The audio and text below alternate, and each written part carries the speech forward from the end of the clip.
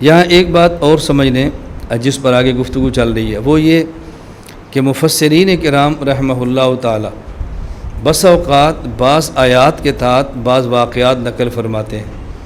عام بندہ سمجھتا ہے کہ شاید یہ واقعہ اس آیت کا شان نزول ہے، حالانکہ واقعہ آیت کا شان نزول نہیں ہوتا، اس واقعے کی وجہ سے وہ آیت نازل نہیں ہوتی۔ تو پھر مفسرین ایسے واقعات آیات کے تحت نقل کیوں فرماتے ہیں جو شان نزول ہی نہیں ہے؟ اس کی وجہ بیان فرمائی کہ اس کی کیا وجہ ہوتی ہے کہ شان نزول نہ ہو، اور پھر واقعہ کیوں بیان فرماتے ہیں۔ رسول اکرم صلی اللہ علیہ وسلم سے بس اوقات صحابہ کرام میں سے کوئی صحابی مسئلہ پوچھتا ہے یا کسی صحابی کو شبہ پیش آتا ہے، نبی کریم صلی اللہ علیہ وسلم کسی آیت سے استدلال فرماتے ہیں، اور جس آیت سے استدلال کیا ہوتا ہے بس اوقات مفسرین اس آیت کے تحت یہی واقعہ نقل فرما دیتے ہیں۔ مثلا یہ پہلے بات آ چکی ہے مراد خداوندی سمجھنے کے عنوان کے اندر کہ جب یہ آیت نازل ہوئی الذین آمنوا ولم یلبسوا ایمانہم بظلم اولئک لہم الامن وہم مہتدون، صحابہ کرام رضی اللہ عنہم مجمعین میں سے بعض نے عرض کیا کہ یا رسول اللہ، حضرت عبداللہ بن مسعود فرماتے ہیں اللہ کے نبی، قرآن کریم کہہ رہا ہے کہ جس شخص نے ایمان قبول کیا اور ایمان کے ساتھ ظلم نہیں ملا ہوا، ظلم کی مراد کمی بیشی، اس شخص کو امن ملے گا، ہدایت ملے گی۔ اور ہم میں سے ایسا کون سا شخص ہے جس سے کمی بیشی نہ ہو؟ بشری تقاضے پر کوئی اونچ نیچ ہو جاتی ہے، اس کا معنی ہمیں امن بھی نہیں ملے گا اور ہمیں ہدایت بھی نہیں ملے گی۔ تو رسول اکرم صلی اللہ علیہ وسلم نے فرمایا یہاں ظلمن کا معنی وہ نہیں جو تم سمجھے ہو، یہاں ظلمن کا معنی وہ ہے جو سورہ لقمان میں ہے۔ یہ حضرت لقمان نے اپنے بیٹے سے فرمایا تھا یا بنی لا تشرک باللہ ان الشرک لظلم عظیم۔ اب رسول اکرم صلی اللہ علیہ وسلم نے جو ظلم کا معنی شرک کیا ہے تو یا بنی لا تشرک باللہ اس آیت سے آپ نے معنی سمجھا اور بطور استشہاد اس آیت کو پیش فرمایا۔ تو اب یہ واقعہ شان نزول تو آیت کا نہیں ہے، لیکن آپ نے استدلال فرمایا۔ مفسرین میں سے حافظ عماد الدین ابو الفدا اسماعیل بن خطیب ابن کثیر دمشقی شافعی رحمہ اللہ نے اپنی کتاب تفسیر القرآن میں، اور امام برہان الدین ابو الحسن ابراہیم بن عمر نے نظم الدرر فی تناسب الآیات والصور میں اس واقعے کو اس آیت کے تحت نقل فرما دیا، اس مناسبت کی وجہ سے، نہ یہ کہ شان نزول کی وجہ سے۔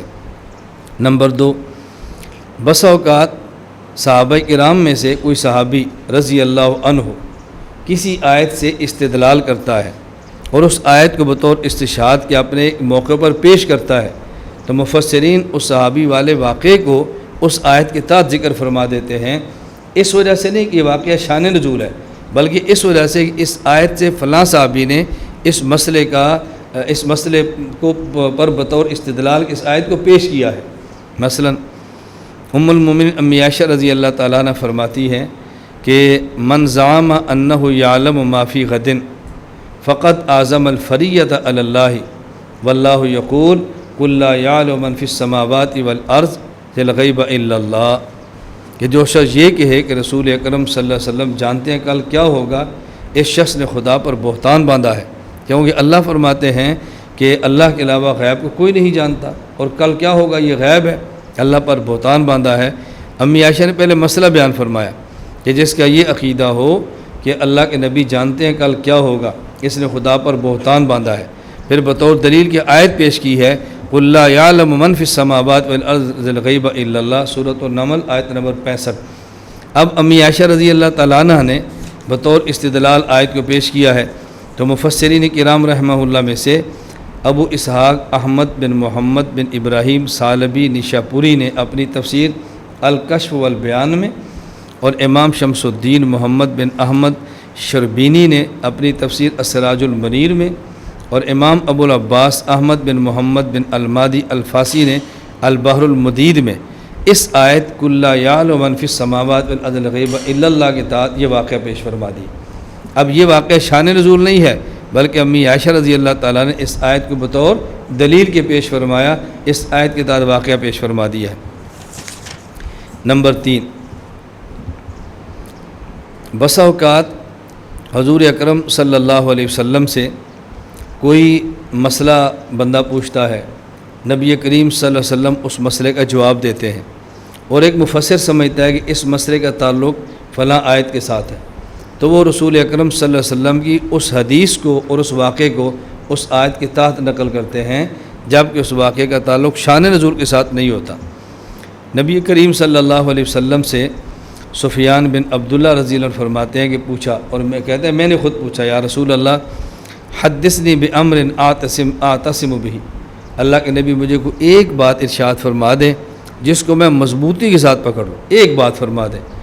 کوئی بندہ کہے نا جی ایک بات، یہ اتنا مشکل ہے کہنا کہ بندے کے لیے یہ سمجھانا مشکل ہوتا ہے، لیکن رسول اکرم صلی اللہ علیہ وسلم تو فصیح البلیغ تھے، جوامع الکلم کی خدا نے نعمت عطا فرمائی۔ کیا فرمایا؟ قل ربی اللہ ثم استقم، تو یہ کہ میرا رب میرا اللہ ہے، پھر اس پہ ڈٹ جا بس۔ اب بتاؤ کتنا عجیب جامع جملہ ہے، آدمی ربی اللہ کہہ کہ ڈٹ جائے تو پوری شریعت اس کے اندر آ جاتی ہے، کوئی بات اسے نکلتی ہی نہیں ہے۔ تو یہ ایک واقعہ پیش آیا، اور اب اس میں تذکرہ کس کا ہے؟ ثابت قدمی کا۔ تو مفسرین میں سے ابو اسحاق احمد بن محمد بن ابراہیم سالبی نیشاپوری نے اپنی کتاب تفسیر الکشف والبیان میں، حافظ عماد الدین ابو الفدا اسماعیل بن خطیب ابن کثیر دمشقی شافعی نے اپنی تفسیر القرآن میں، اور امام ابو عبداللہ محمد بن احمد الانصاری القرطبی نے اپنی تفسیر الجامع لاحکام القرآن میں ان الذین قالوا ربنا اللہ ثم استقاموا تتنزل علیہم الملائکہ اللہ تخافوا ولا تحزنوا وابشروا بالجنۃ التی کنتم توعدون، حامیم سجدہ آیت نمبر 30، اس کے تحت اس کو ذکر فرما دیا۔ اب یہ واقعہ اس آیت کا شان نزول نہیں ہے، لیکن چونکہ یہاں استقامت کا ذکر ہے کہ آدمی اللہ کو رب مانے اور پھر استقامت اختیار کرے، اس کو اللہ کیا عطا فرماتے ہیں، تو اس کے تحت اس کو ذکر فرما دیا۔ بعض چیزیں بہت مختصر ہوتی ہیں اور اس کو اختصار سے بیان کرنا بہت مشکل ہوتا ہے۔ حضرت قاسم الخیرات مولانا محمد قاسم ننوتوی نور اللہ مرقدہ، اب حضرت کا دیکھیں جملہ کتنا مختصر اور کتنا جامع ہے، اور میں اگر کوئی مجھ سے پوچھے کہ جنت کیا ہے تو میں کہتا ہوں کہ جنت چھوٹی خدائی ہے، جنت چھوٹی خدائی ہے۔ اس سے بہتر تفسیر آپ جنت کی کیا کر سکتے ہیں؟ جنت چھوٹی خدائی کا نام ہے۔ خدا کسے کہتے ہیں؟ انما امرہ اذا اراد شیئا ان یقول لہ کن فیکون، یہ خدا ہے کہ جو چیز فرمائے ہو جا وہ ہو جاتی ہے، اور زبان سے نہیں، اللہ بولے تکلم فرمائے نا، اللہ تو زبان سے پاک ہے، تکلم نہیں، ارادہ فرمائے تو ہو جاتی ہے۔ اور جنت میں کیا ہوگا؟ وَلَكُمْ فِيهَا مَا تَشْتَهِي أَنفُسُكُمْ وَلَكُمْ فِيهَا مَا تَدَّعُونَ، جو تم بولو گے وہ ہوگا اور جو چاہو گے وہ ہوگا، یہی تو خدائی ہے۔ لیکن فرمایا کہ چھوٹی خدائی کا نام جنت ہے۔ چھوٹی خدائی کیوں؟ بندہ محتاج ہے، اللہ جب چاہے یہ اختیار اسے سلب فرما لے، اللہ کے اختیار تو اللہ سے کوئی سلب نہیں کر سکتا۔ اب اتنی مختصر تعریف کرنا یہ مولانا قاسم ننوتوی رحمہ اللہ کا خاصہ ہے، عام بندے کے بس میں نہیں ہے۔ حضرت شیخ احمد علی لاہوری نور اللہ مرقدہ، اب ان سے کوئی بندہ پوچھ رہا ہے کہ حضرت آپ دین کا خلاصہ بتائیں، مختصر سا بتائیں دین کا خلاصہ۔ آپ نے کتنا جامع اور مختصر الفاظ میں پورے دین کا خلاصہ بیان فرما دیا۔ اللہ کو عبادت سے راضی کرو، پیغمبر کو اطاعت سے راضی کرو، اور مخلوق کو خدمت سے راضی کرو۔ اب بتاؤ پیچھے کیا رہ جاتا ہے؟ اتنی جامع گفتگو فرمائی ہے۔ پھر رسول اکرم صلی اللہ علیہ وسلم تو ایسے ہیں کہ جن سے بلاغت دنیا میں نکلی اور پھیلی ہے، اللہ کے پیغمبر تو وہ ہے۔ اس طرح جامع لفظ آپ نے شاید فرمایا قل ربی اللہ ثم استقم، اور یہ استقامت بہت عجیب چیز ہے، اللہ ہم سب کی حفاظت فرمائے۔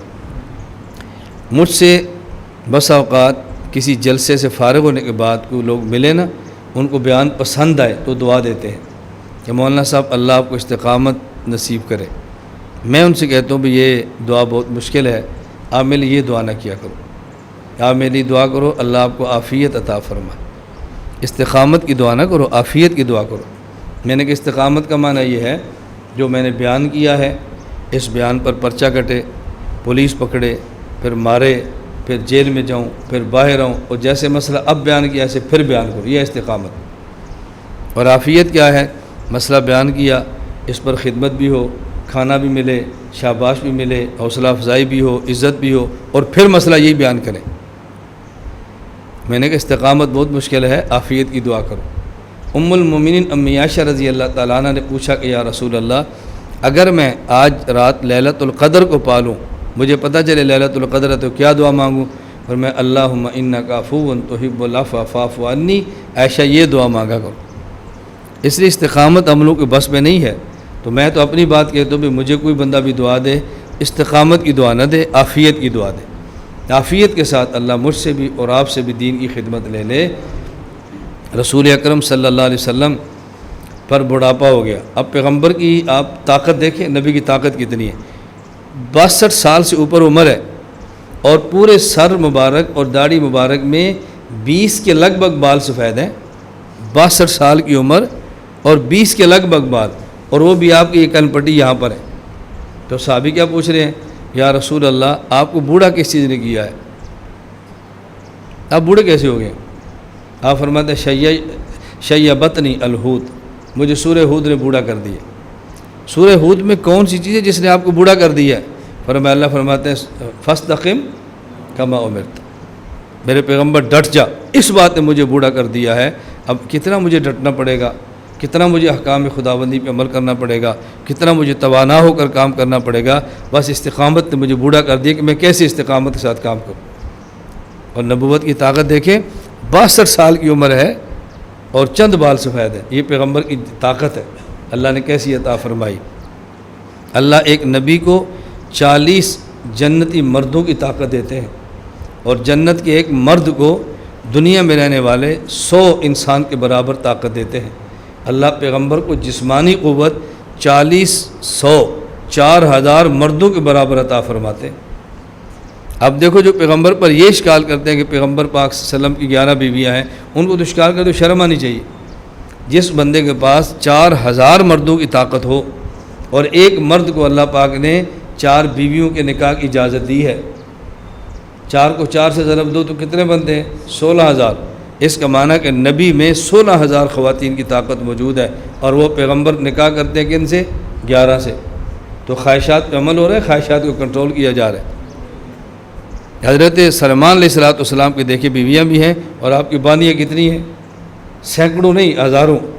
اس کا مطلب پیغمبر کے خدا نے اتنی طاقت دی ہے نا۔ یہ میں بار بار آپ سے کہتا ہوں نا، اللہ شرع صدر فرما دے، اللہ دین کی سمجھ دے دے، بس یہ اشکالات کے دروازے بند ہو جاتے ہیں۔ پھر بندہ بالکل اپنے بند کمرے میں بھی سلطنت کا بے تاج بادشاہ ہوتا ہے، اس کو الجھن نہیں ہوتی۔ الجھن دینی امور میں عالم کو تباہ کر کے رکھ دیتی ہے، اور جب عالم شرعی امور میں ٹینشن سے نکل جائے تو اس کی تو زندگی عالمانہ ہوتی ہے، مسائل کی ہوتی ہے، اس کی تو اور زندگی کاروبار بزنس تجارت کی تو نہیں ہے۔ اللہ آپ سب کو شرع صدر عطا فرمائے، اور اللہ آپ سے دین کا کام لے اور عافیت کے ساتھ لے۔ اللہ تعالیٰ آپ کی برکت سے مجھ سے بھی لے اور عافیت کے ساتھ دین کا کام لے۔ لا الہ الا اللہ، لا الہ الا اللہ، لا الہ الا اللہ، ما لنا رب سواه۔